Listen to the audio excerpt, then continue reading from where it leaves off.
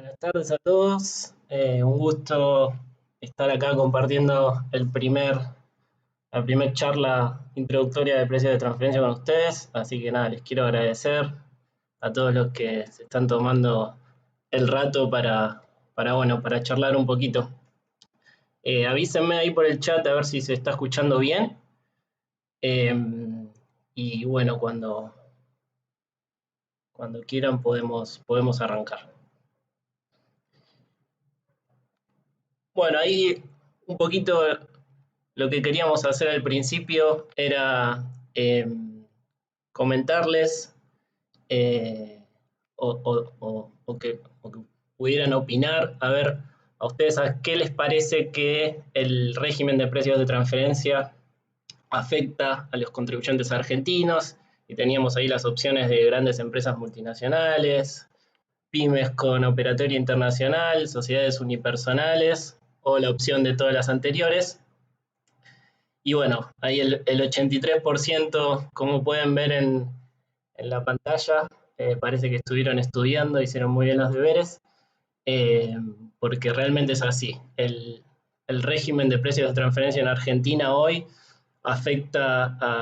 a una gran cantidad de contribuyentes y más allá de la pertenencia o no a un grupo multinacional, posiblemente empresas unipersonales o pequeñas empresas de pymes o más chiquitas también, pueden estar afectadas por alguna de las obligaciones de la Resolución General 4717. Y bueno, la idea es hoy poder charlar un poquito de eso. Así que vamos a arrancar con la presentación de la charla.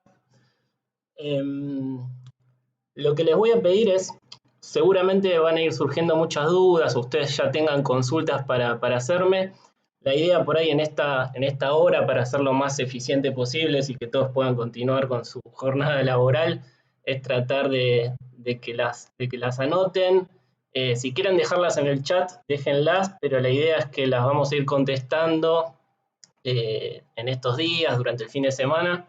y obviamente esas preguntas después las vamos a utilizar para publicar una de las tantas entregas de El Gurú Responde en el blog, porque seguramente son dudas o consultas que les pueden venir bien a varios. Un poquito la agenda, digamos, de esta hora que nos vamos a tomar, va a ser hablar un poquito de los objetivos, o cuál es para nosotros, y digo nosotros porque en el equipo del Gurú de Precio de Transferencia hoy ya somos muchos más que uno, hay varias gente involucrada, y bueno, nada, les quiero agradecer a ellos también, porque hoy estoy poniendo yo la voz, pero somos un equipo que está en pleno crecimiento. Vamos a hablar un poquito de los objetivos de esta obra, luego los conceptos generales de qué son los precios de transferencia, y ahí vamos a tocar un poquito los lineamientos de la OCDE, de la Organización para la Cooperación y el Desarrollo Económico, y después sí nos vamos a meter en lo que son los conceptos específicos de la legislación argentina, viendo los sujetos alcanzados, los supuestos de vinculación, las obligaciones de documentación de nuestras resoluciones generales, y los focos de atención que hoy que el fisco está, digamos, teniendo en su agenda. Y por último, quizás lo más importante, es los temas a tener en cuenta. Bueno, a todos ustedes, que la idea de esta charla era para profesionales o personas, digamos, que estén ligadas a algún tipo de actividad con alguna empresa internacional o multinacional. ¿Cuáles son los temas a tener en cuenta para hacer un diagnóstico rápido y entender si aplica o no aplica el régimen de precios de transferencia? Entonces, arrancamos con el objetivo. Nuestra idea hoy es que ustedes se lleven una idea general del régimen de precios de transferencia, luego las consideraciones específicas de la legislación argentina, y por último, como les decíamos, unas herramientas de diagnóstico rápido y temas importantes a tener en cuenta. Arrancamos por el principio, los conceptos generales. ¿Qué son los precios de transferencia? Básicamente, los precios de transferencia son los precios de, obviamente, operaciones internacionales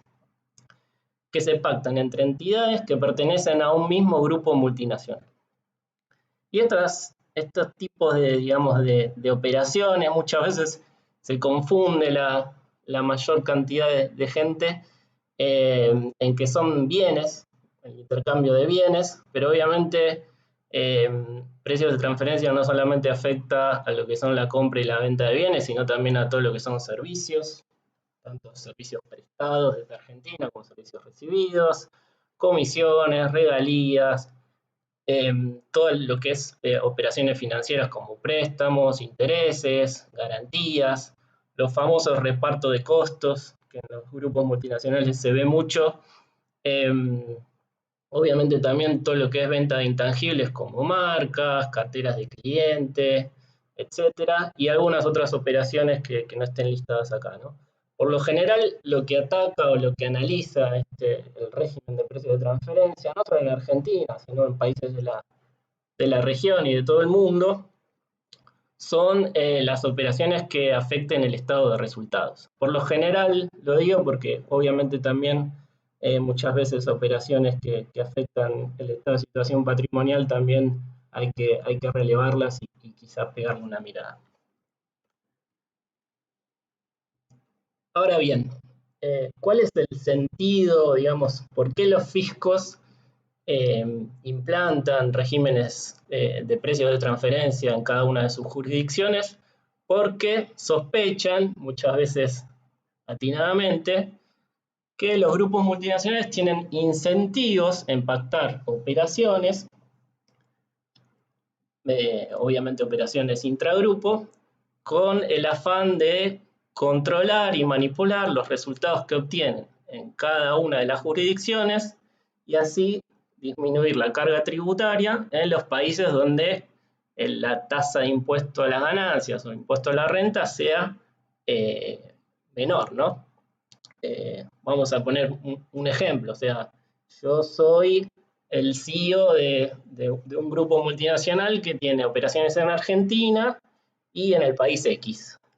La tasa de impuesto a las ganancias en Argentina es del 30% y en el país X del 15%. Entonces, yo como CEO y, digamos, representante de mis accionistas, que quiero obtener la mayor ganancia posible y tributar la menor cantidad de impuestos posible, donde tengo incentivos a localizar las ganancias del grupo. Obviamente no en Argentina, ¿por qué? Porque la tasa es del 30, mientras que en el país X es del 15. Entonces, todo lo que yo pueda, digamos, relocalizar de ganancia o de resultado en el país X, va a pagar al final del día un 15%, mientras que todo lo que gane en Argentina va a tributar un 30%. Entonces, ¿cómo puedo hacer yo, CEO de esta empresa, para tratar de, digamos, de relocalizar ganancias o resultado positivo? Obviamente, controlando los precios de las operaciones intercompany. Por ejemplo, vendiendo desde Argentina, vendiendo un bien a un precio menor al precio de mercado, yo puedo estar relocalizando ganancia de la empresa que opera en Argentina en la empresa del mismo grupo que opera en el país X. Lo mismo, si lo veo del otro lado, es si el país X le vende a la Argentina un bien o un servicio y se lo cobra más caro que lo que dicta el mercado, obviamente lo que estoy haciendo es relocalizando ingresos o resultados desde la Argentina hacia el país X. ¿Qué hacen los fiscos entonces? Bueno, como la idea o digamos o el objetivo principal del fisco es defender la correcta liquidación y pago de los impuestos correspondientes, implementan estas normativas de precios de transferencia con el objetivo principal, obviamente, en primer lugar, de evitar la disminución de la base imponible que le corresponde a cada uno de los países y de los fiscos, y como segundo, digamos, objetivo también controlar la fuga de divisas, que obviamente en la realidad que nos toca vivir es un tema de la diaria, ¿no? También obviamente se pueden llegar a perseguir otro tipo de objetivos como lavado de dinero, pero bueno, principalmente lo que estamos, digamos, el objetivo principal es un objetivo fiscal y es el de evitar la disminución de la base imponible. Ahora bien, el régimen de precios de transferencia básicamente es un régimen informativo complementario al impuesto a la renta o al impuesto a las ganancias. En nuestra legislación argentina, ya lo vamos a ver, somos principalmente un artículo, digo somos porque me identifico plenamente con la actividad, somos un artículo de la ley de ganancias, y ahí les puse un asterisco que, digamos, pueden verlo al final del slide, es que no hacer un análisis de precio de transferencia en principio podría llegar a significar una incorrecta liquidación del impuesto a las ganancias y obviamente a nivel auditoría, digamos, para los que se dedican a cerrar o hacer el informe del auditor, o a cerrar la auditoría de una empresa mediana, pequeña o grande, digamos, no hacer un análisis o que, digamos, el impuesto a las ganancias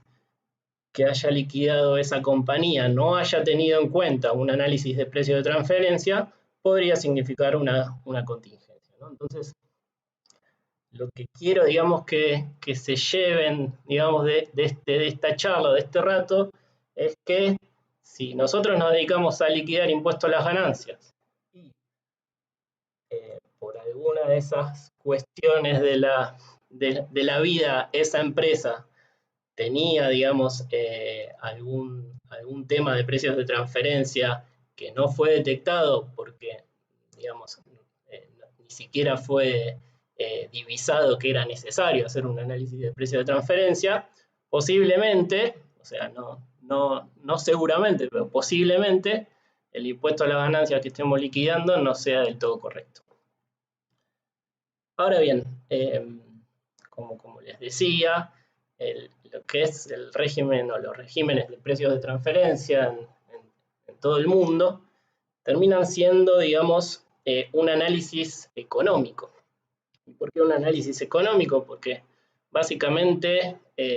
tienen en cuenta, digamos, todo lo que es la operatoria de la compañía,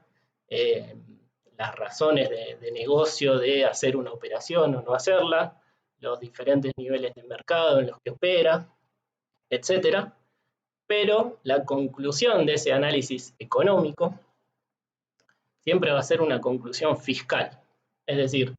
todo nuestro desarrollo que hagamos como analista de precios de transferencia, si bien, como les decía, tiene todo un correlato económico y, digamos, de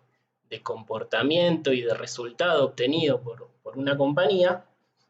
va a tener su correlato en una conclusión fiscal que solamente va a decir ¿hay ajuste o no hay ajuste de precios de transferencia? ¿Y qué significa un ajuste de precio de transferencia? Básicamente es un aumento, es decir, si hay un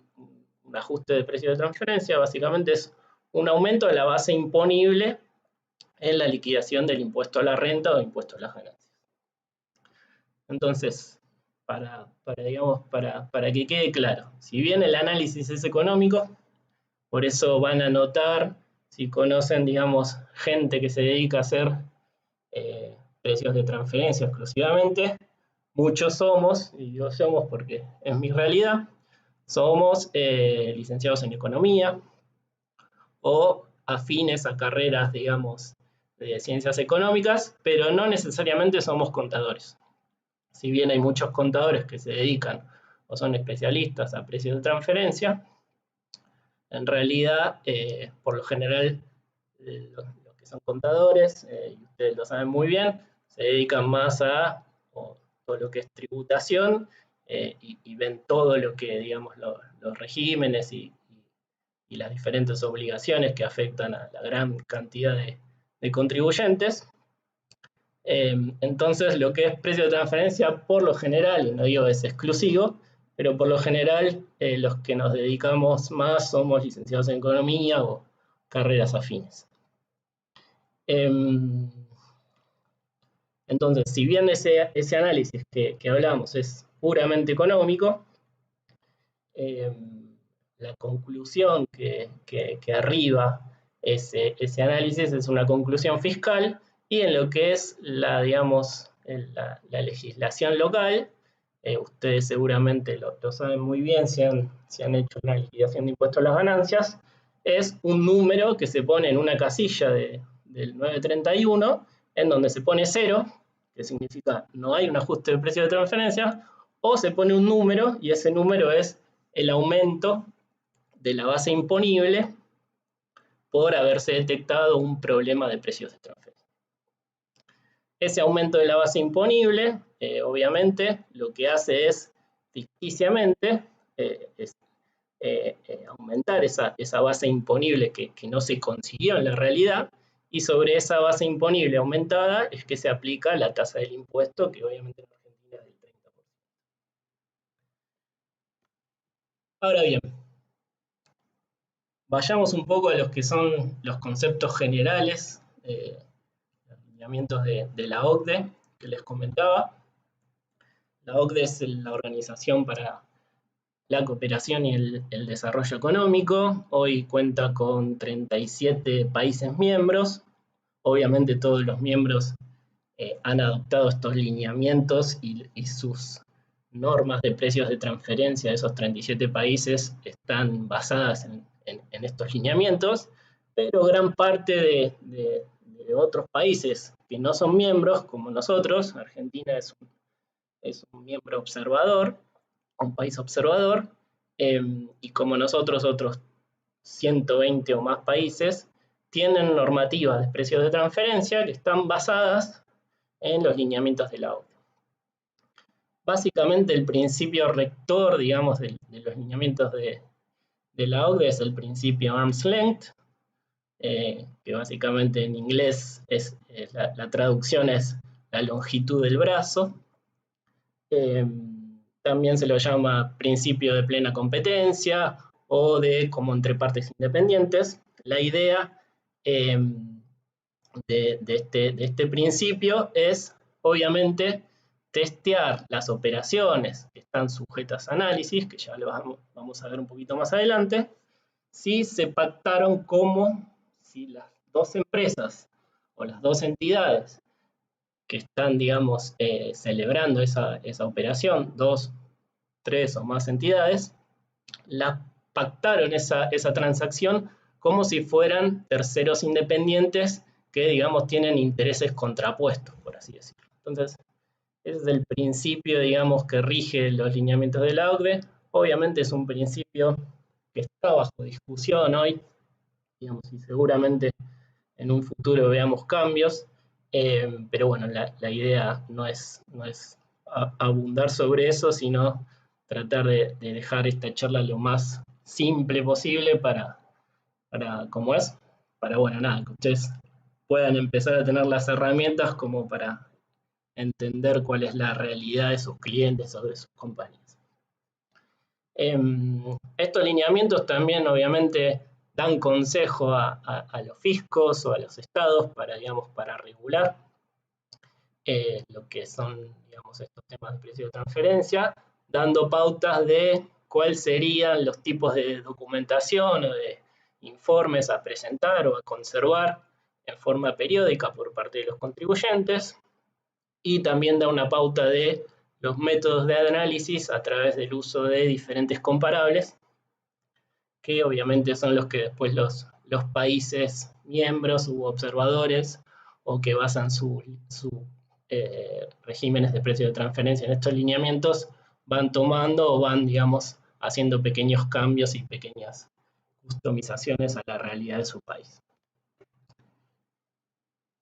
En el año 2015,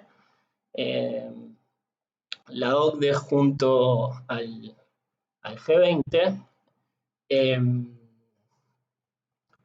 desarrollaron lo que se llama Proyecto BEPS, seguramente algunos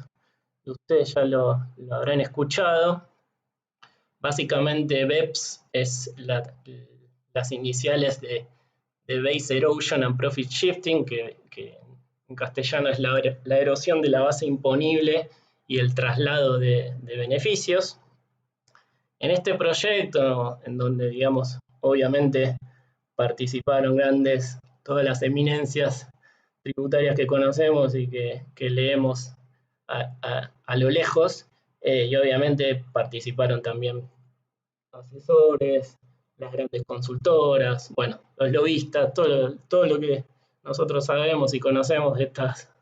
grandes asociaciones. Básicamente desarrollaron 15 acciones, de las cuales muchas abarcan temas de precios de transferencia,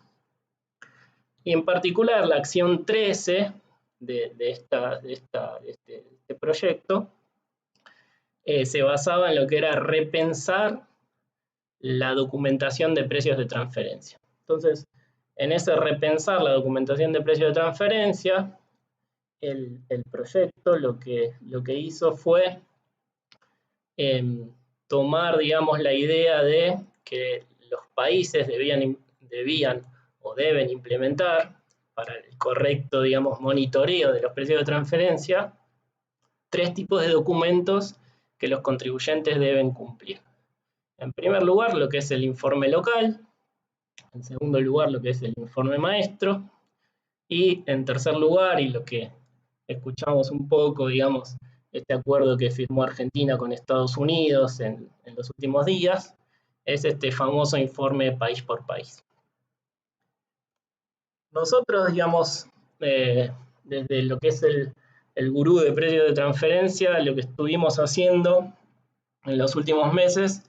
fue tratando de llevar estos temas, digamos, a una forma lo más didáctico y, digamos, divertida, por así decirlo, de ir, digamos, arrancando y empezando a analizar los temas que estamos viendo, ¿no? En esta infografía, seguramente ahí ustedes no la están viendo bien, ahora la vamos a ver un poquito más en detalle, pero van a encontrar lo que es esta infografía cuádruple, son 4, en donde se desarrolla lo que es el universo de la documentación de precios de transferencia. Esto no es, digamos, algo que sea, digamos, 100% exclusivo de la Argentina o de nuestra legislación, sino, como les comentaba antes, está basado en los lineamientos de la OCDE, y gran parte de los países, de esos 120 que vimos, más los 37 que son miembros, han adherido a este tipo de documentación, y hoy en muchos países es obligatorio, tanto lo que estamos viendo de informes locales, que en nuestra legislación ya lo tenemos como una obligación hace más de 20 años, y lo que son estas 2 novedades del informe maestro y el reporte país por país, ¿no? Bueno, acá básicamente en estas infografías, que las pueden ver en detalle después en lo que es el blog, van a ver, digamos, la explicación o el detalle de qué es lo que incluye un informe maestro, que básicamente es una visión general del grupo multinacional, y, digamos, si hay una descripción, o debería haber una descripción de lo que son las políticas de precios de transferencia dentro de ese mismo grupo.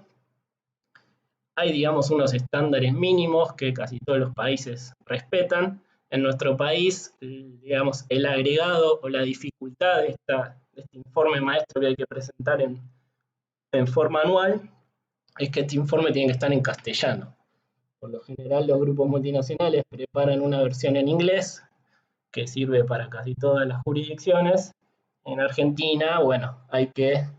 conseguirlo y después traducirlo, o armarlo o rearmarlo, digamos, en idioma castellano.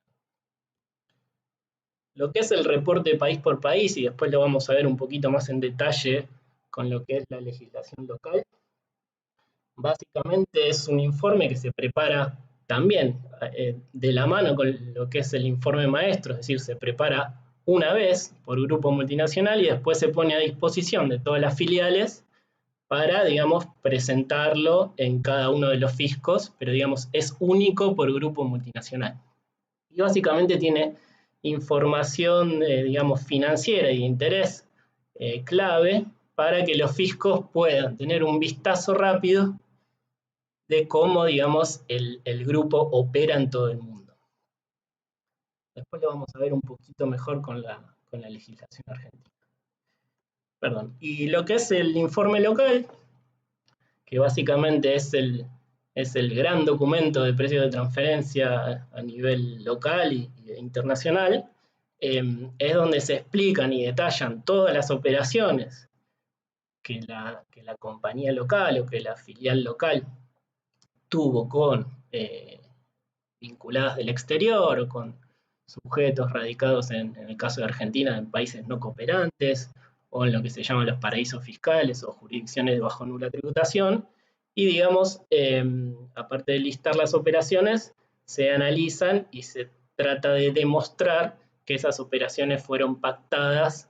siguiendo el principio arm's length o como entre partes independientes, o si, digamos, si se detecta o del análisis surge que hay algún tipo de operación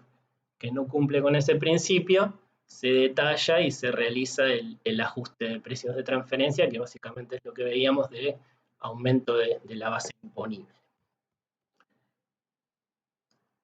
Los lineamientos de la OCDE, como les decía, aparte de decirnos, digamos, cuál es la documentación y el principio, etcétera, etcétera, también definen los 5 grandes métodos de análisis, que obviamente fueron adoptados por los países que veíamos. Tenemos la salvedad de Brasil, que Brasil, digamos, tiene un régimen digamos, de análisis totalmente diferente, con márgenes fijos, digamos, diferente, digamos, a los que se ven en el resto del mundo. Y en estos métodos básicamente lo que se comparan es, o comparamos precios, es decir, en la compra, en la venta, en los servicios, comparamos un precio, que es el que se pactó, que es el que tenemos que analizar, versus el precio que se pactó entre terceros independientes o versus una cotización pública, que básicamente detrás de esa cotización pública hay operaciones entre independientes. O en el caso, digamos, de que los análisis de precios no sean posibles, sea porque, digamos, los bienes que se operaron, digamos, no tienen comparables o, digamos, son de difícil comparación, o porque estamos hablando de servicios u otro tipo de operatoria, digamos, en donde no es fácil, digamos, conseguir un comparable. Y vamos a poner un ejemplo, o sea, una cosa es vender maíz o comprar maíz, en donde sabemos que hay una cotización pública, sea en los brokers, en las bolsas de granos, o una cotización internacional, o lo mismo que puede pasar con el petróleo, minerales, etcétera, donde hay una comparación de precio, digamos, fácil y, digamos, y transparente, versus, no sé, la exportación o la importación de un servicio de ingeniería particular, en donde, digamos, ese servicio que una entidad del exterior nos puede estar cobrando o facturando, tiene determinadas características que hacen que ese servicio sea único y quizás irrepetible, y digamos que no haya un comparable o un precio comparable, digamos, en el mercado o en una cotización pública, o mismo dentro del grupo multinacional, que me diga esto lo podés comparar así. Entonces, en esos casos, digamos que son la mayoría, lo que se comparan son márgenes de rentabilidad. Y digamos, son los mismos contribuyentes, por lo menos en la legislación argentina, es el que selecciona cuál es el mejor método de análisis para esa operatoria en particular o para esa operación en particular que quiere analizar. En esta infografía lo que van a poder ver, y de vuelta la idea no es verlo ahora, pero básicamente es una descripción lo más didáctica posible de cuáles son estos 5 métodos. Tenemos los métodos tradicionales y los métodos transaccionales. De izquierda a derecha pueden ir viendo que el primero, digamos, habla de la comparación de precios, y ya los que van para la derecha, precio de reventa, costo más beneficios, margen neto de la transacción y división de ganancias, digamos, son métodos que utilizan márgenes. Ahí el comentario que la división de ganancias es un método un poco particular en la legislación local, está regulado, lo tenemos, hay que hacer, digamos, un montón de análisis y de presentaciones particulares por fuera de lo que son las obligaciones normales para utilizar este método en particular.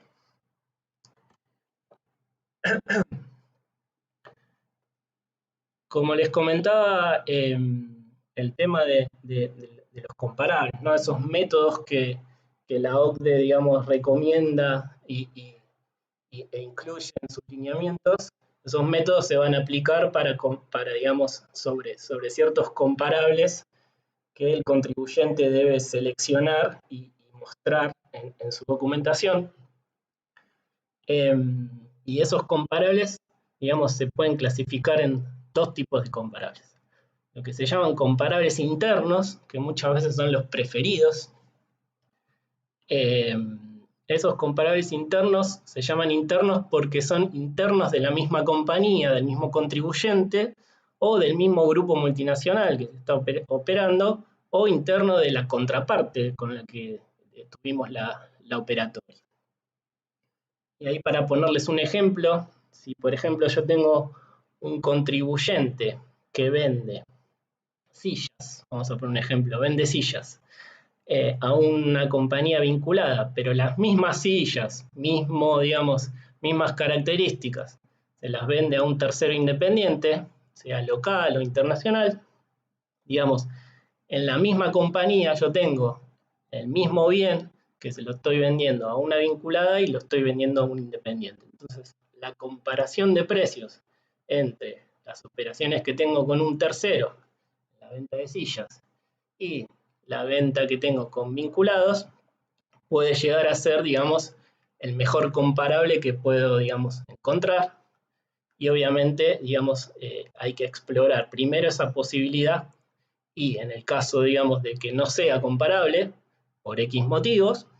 explicar por qué, digamos, las sillas que le vendo a un tercero independiente no son comparables con las operaciones que vendo sillas a un vinculado, ¿no?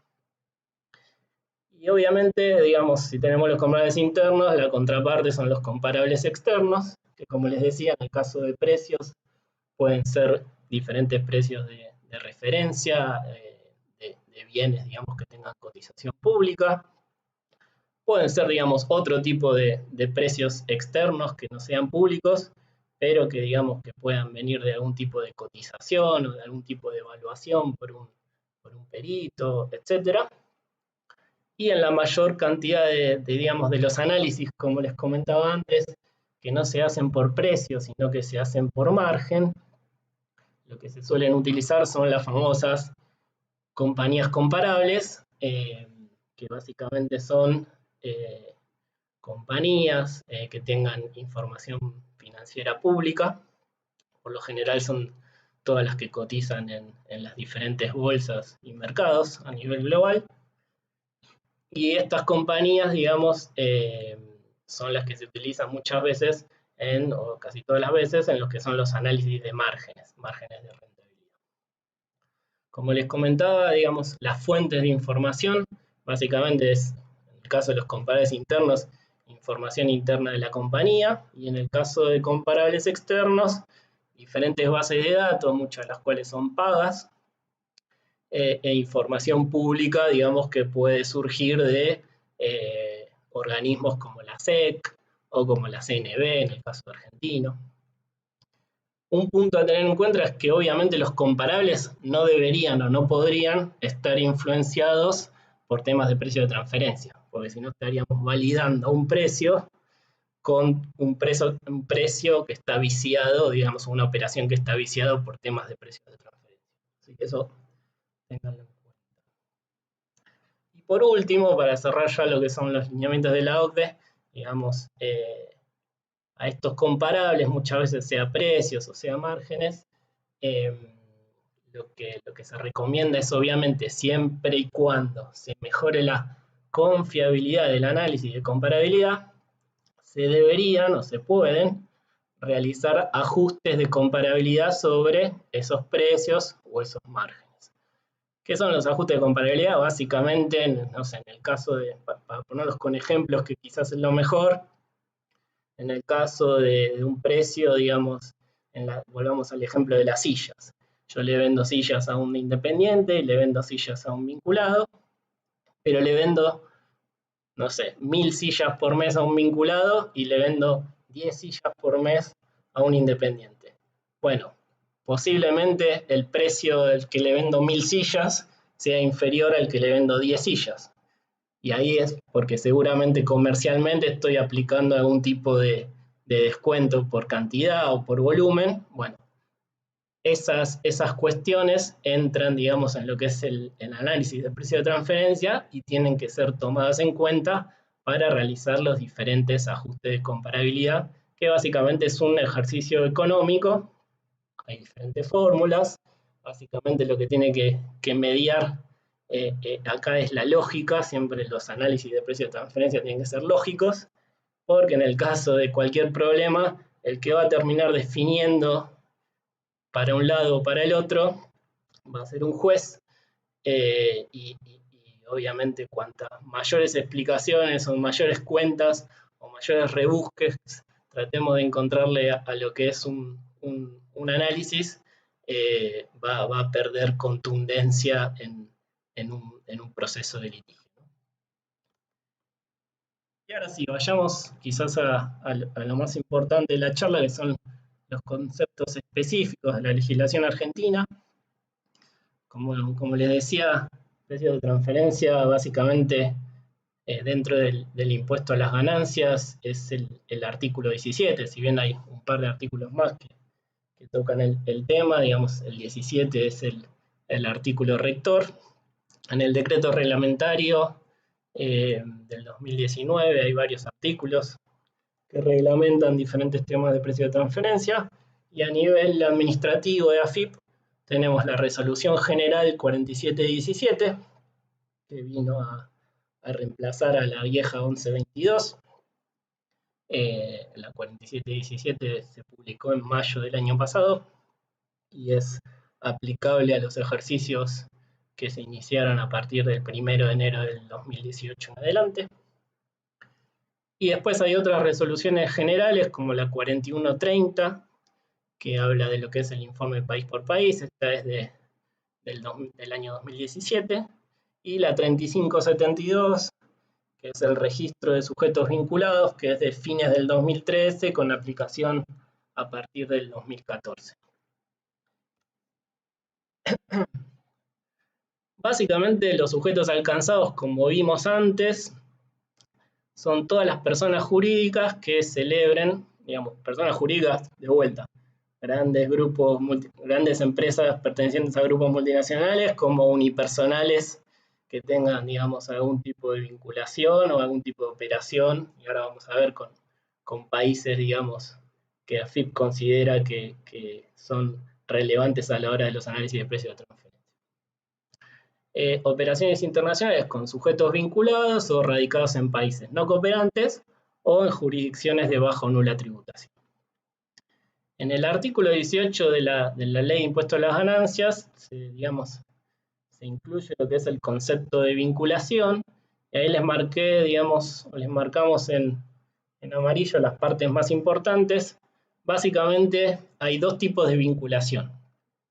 En primer lugar está la vinculación accionaria, es decir, pertenecientes, dos empresas que pertenecen a un mismo grupo multinacional o que estén sujetas de manera directa o indirecta a la dirección o control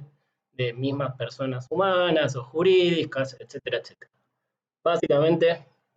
pertenencia, o que digamos, hay alguien o una empresa o alguien que esté arriba de mi empresa, de mi compañía local y de mi contraparte del exterior con la que estoy haciendo operaciones, que digamos tiene algún tipo de participación accionaria o en el control de esas compañías. Y la otra parte, digamos, la segunda tipo de vinculación que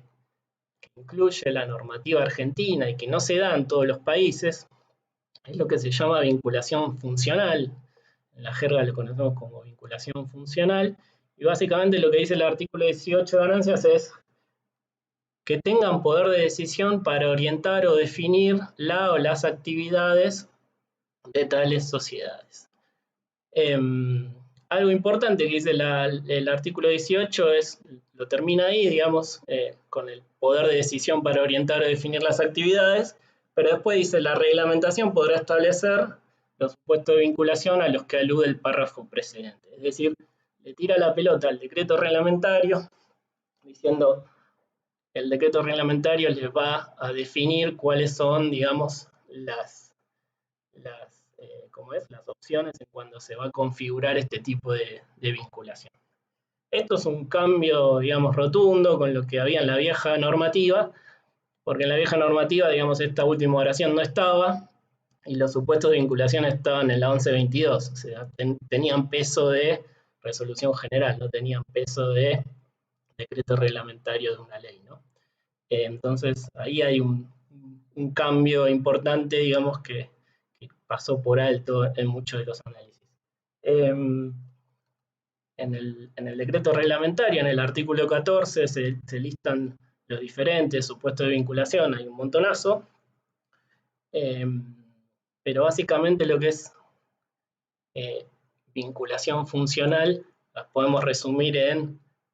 casos, por ejemplo, de un distribuidor exclusivo o de un único proveedor o un único cliente, es decir, mi entidad local es distribuidor exclusivo de la entidad que le estoy, digamos, haciendo las compras de los bienes, etcétera, etcétera. Sí. Bueno, ¿es parte del mismo grupo multinacional? No. Pero por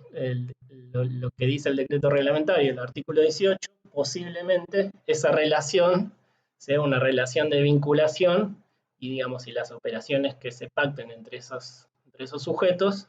tenga que ser analizada en lo que es el régimen de precios de transferencia. Único proveedor, único cliente, básicamente esto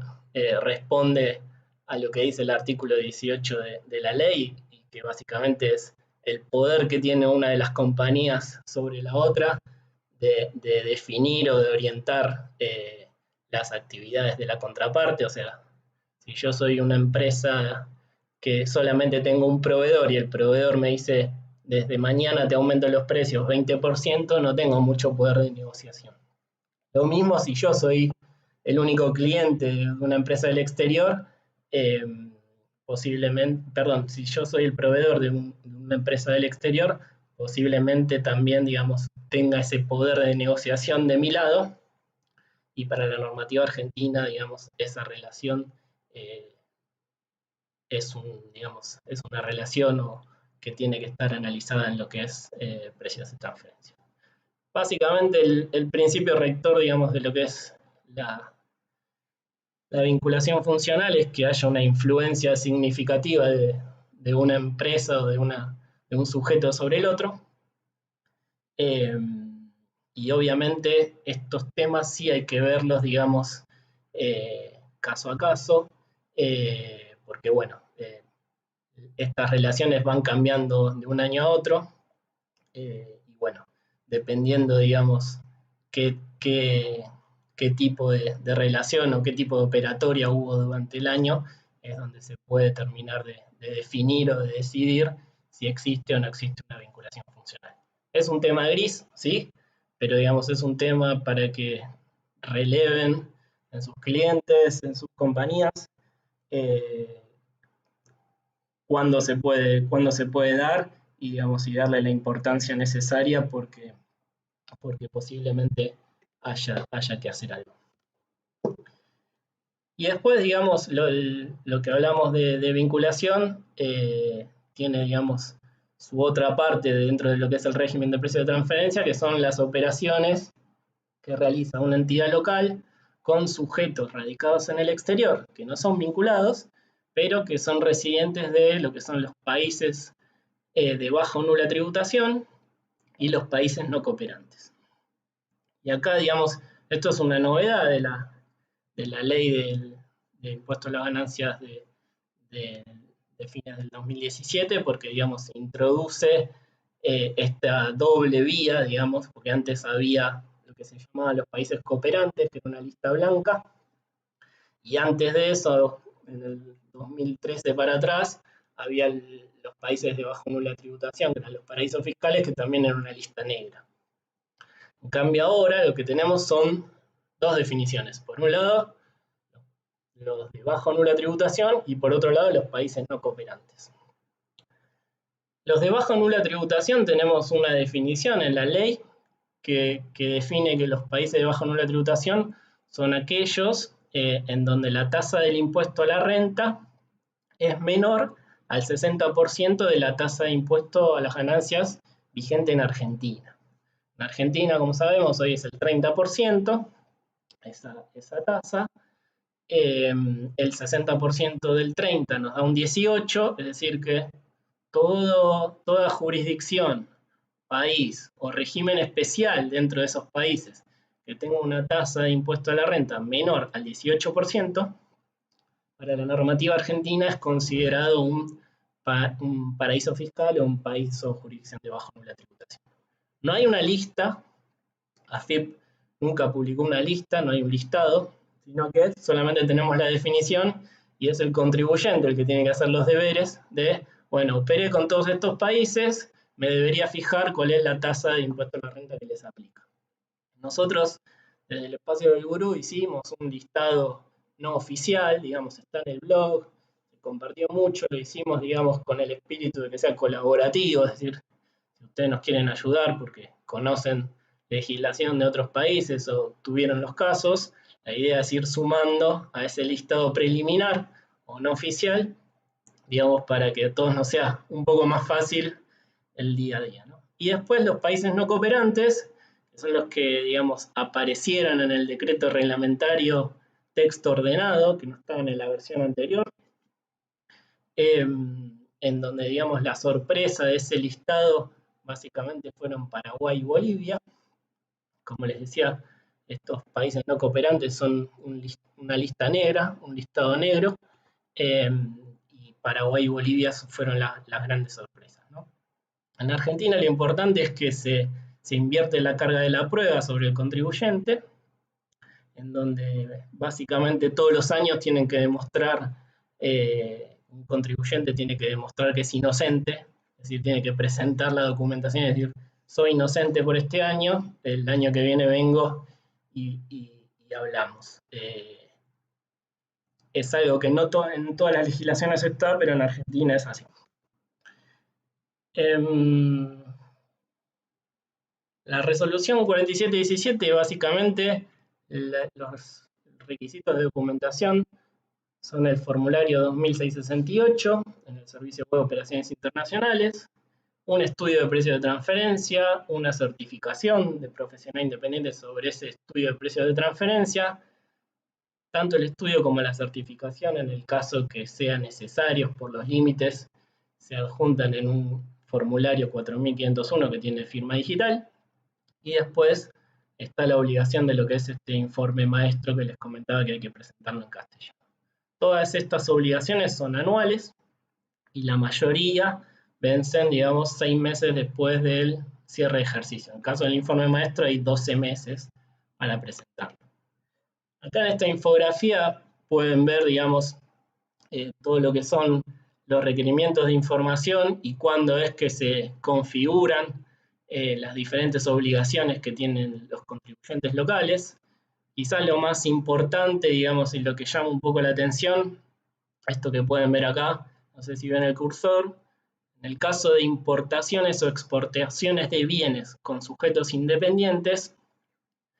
y digamos que la sumatoria de importaciones más exportaciones en el ejercicio fiscal sea de más de 10 millones de pesos, aunque no haya ningún tipo de operatoria ni con no cooperantes, ni con sujetos vinculados, etcétera, etcétera, va a haber que presentar lo que se llama el formulario 2668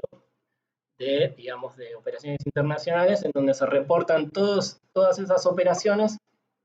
con sujetos independientes del exterior. Esta infografía está en el blog, también si la quieren ver y repasar para entender, digamos, cuáles son los casos que pueden llegar a tener sus clientes. La otra parte de la legislación argentina importante, digamos, que hay que cumplimentar es lo que les comentaba de la Resolución General 4130 del 2017, que habla del informe país por país. Acá básicamente las obligaciones son dos. En primer lugar están las notificaciones, que son dos las notificaciones. Bueno, en primer lugar tenemos lo que se llama el empadronamiento,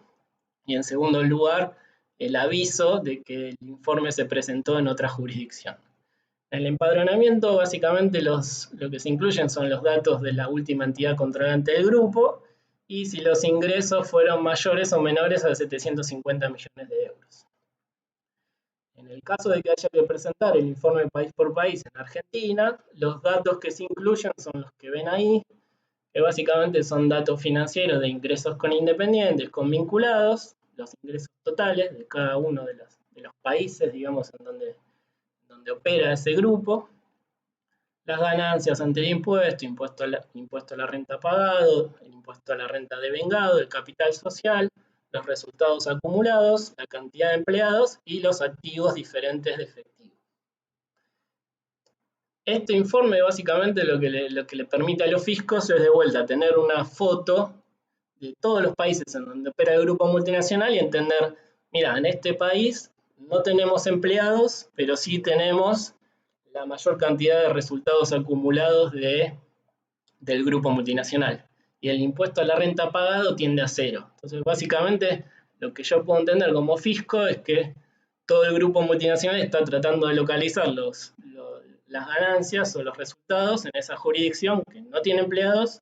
y que no paga impuesto a las ganancias o a la renta. Y obviamente puede servir como punto de partida para ir a analizar e ir a buscar en cada uno de los países en donde operan los fiscos cuáles son las operaciones que tienen con ese país o que, digamos, entre sí, como para entender, digamos, si hay alguna falta o incumplimiento o hay algún tipo de ajuste que se pueda realizar. Este informe también tiene un listado de todas las entidades que pertenecen al grupo con una clasificación de cuál es su actividad principal. En esta infografía lo que van a ver es cuándo es que aplica, digamos, a cada una de los contribuyentes locales. Básicamente, para que tengan una idea, pertenecer a un grupo multinacional en Argentina, por más que no haya operatoria intercompany, ya, digamos, dispara lo que son las obligaciones de este régimen, en donde hay que presentar, como les decía, notificaciones y en el caso de que se den ciertas condiciones, también lo que es el informe país por país acá en Argentina. ¿Cuáles son los focos de atención del fisco en los últimos tiempos? Básicamente los que reglamentaron en la Resolución General 4717. En primer lugar, los intermediarios internacionales de importación y exportación de bienes. En segundo lugar, todo lo que son operaciones con intangibles, las operaciones financieras, la recepción de servicios, como bien sabemos que antes, digamos, era todo un tema para deducir esos cargos en lo que es el impuesto a las ganancias. Ahora lo que pide la normativa de precios de transferencias es demostrar que ese servicio primero se recibió y después que fue en provecho o en, digamos, aprovechamiento de la entidad local, que generó algún tipo de beneficio. Eso es muy difícil de probar, pero bueno, es lo que pide la resolución general. Y obviamente todo lo que son reestructuraciones de negocios, eso también está bajo estos focos de atención de la nueva resolución. Y ahora sí, digamos, los temas a tener en cuenta y con esto, digamos, vamos a ir cerrando, así podemos terminar a tiempo. En primer lugar, por los mínimos que hay vigentes, que pueden verlo, digamos, en la infografía, digamos, de los requerimientos de la 4717, por los mínimos que son en pesos, están expresados en pesos, casi todas las compañías que tengan algún tipo de operación internacional van a estar alcanzadas por la Resolución General 4717. ya sea, como vimos en la pregunta, grupos multinacionales, pequeñas y medianas empresas, unipersonales, etc. Y que eso ténganlo muy en claro porque, digamos, estamos hablando de mínimos de 300.000 pesos, 3 millones de pesos, 10 millones de pesos, que convertidos a los tipos de cambio de hoy vigentes son nada. Hay muchos casos o muchos contribuyentes en donde les aplica el formulario 2668 por tener esto de importaciones o exportaciones con sujetos independientes que no están radicados ni en paraísos fiscales ni en países no cooperantes, pero digamos que igualmente tienen que reportar esas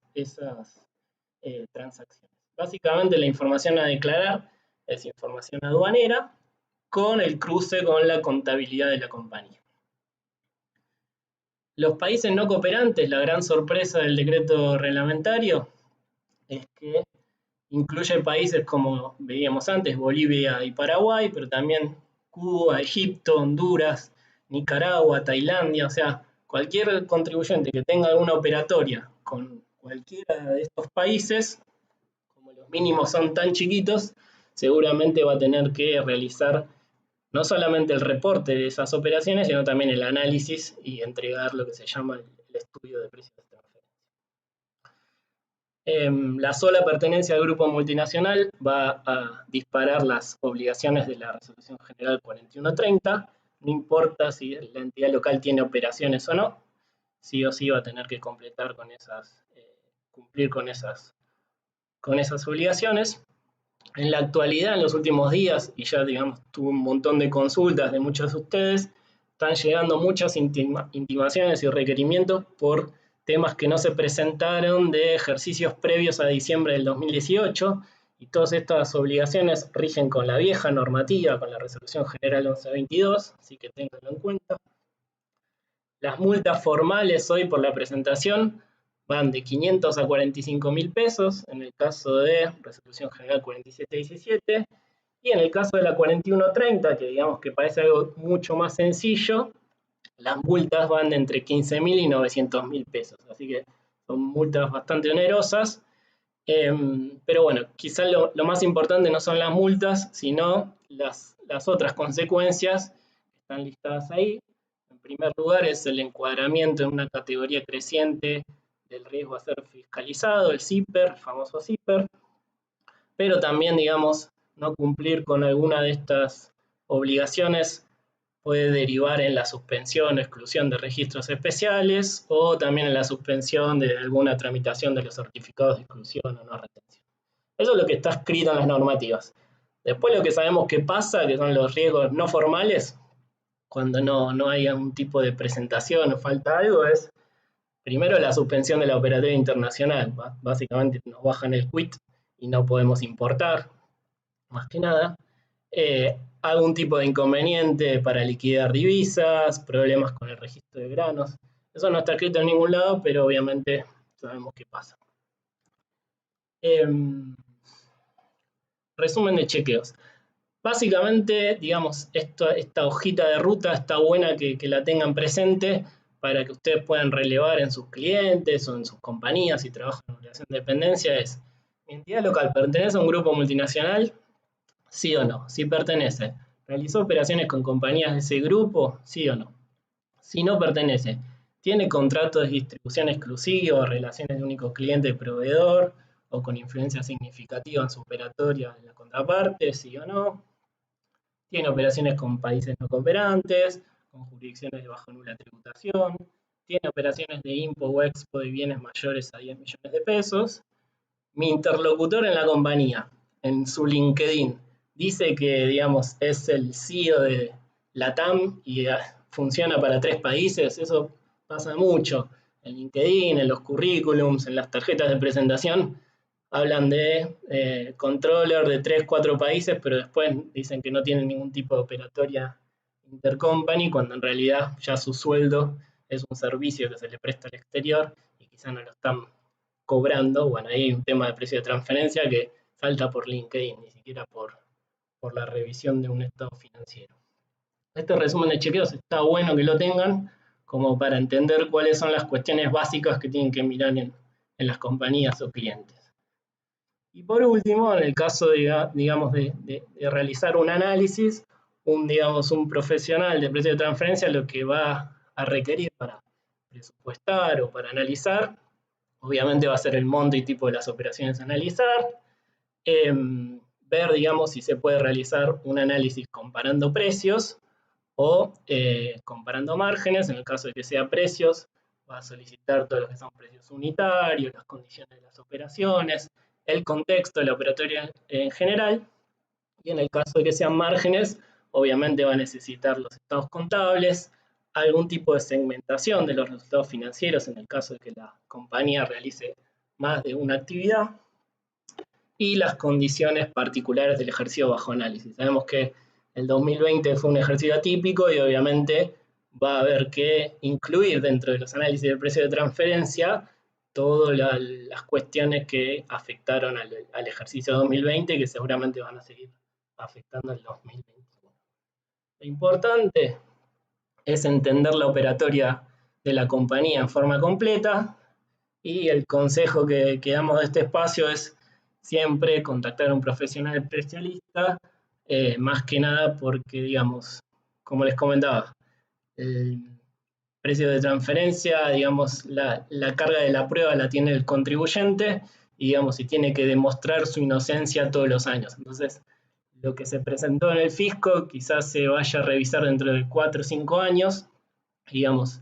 esa palabra o ese análisis tiene que ser lo más potente posible para resistir cualquier tipo de argumentación contraria del fisco, ¿no? Bueno, como les decía, como para no sacarles más tiempo y terminar en horario, cualquier pregunta o comentario que puedan llegar a tener, lo que les pedimos es que nos envíen un mail a elgurubtp@outlook.com. Nosotros le vamos a estar contestando durante el fin de semana, en los próximos días, y la idea obviamente es después incluir esas preguntas y esas respuestas con toda la confidencialidad del caso, eso no se preocupen, en la publicación del Gurú Responde, para que todos tengan acceso a la información que se comparte. Así que bueno, no mucho más.